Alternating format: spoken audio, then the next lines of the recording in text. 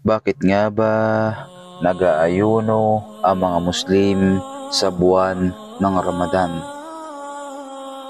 Ang pag-aayuno ay ipinag-utos ng dakilang tagapaglikha para sa mga taong mananampalataya.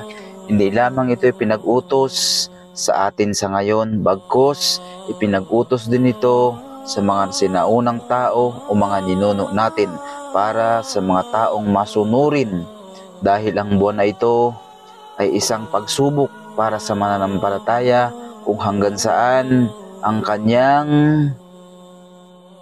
kanyang takwa, ang kanyang takot sa kanyang tagapaglikha.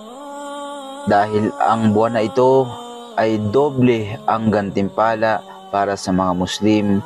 Pinaniniwalaan ang buwan na ito, dito natapos o ibinaba ang huling kapahayagan ng banal na Quran para sa huling propeta Muhammad sallallahu alaihi wasallam.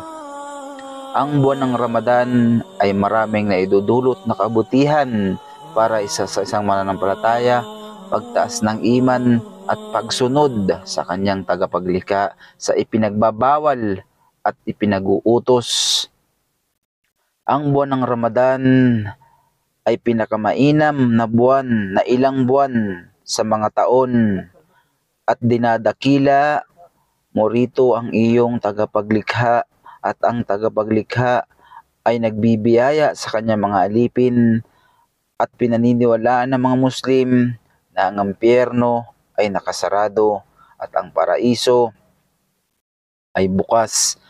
Ang mga demonyo o syaitan, si Iblis, ay nakagapos at sila ay hindi malayang makakapaglakbay o makakapagbulong waswasil hanas sa mga dibdib o sa dibdib ng mga tao, o hindi makakapagbulong sa mga taong mananampalataya.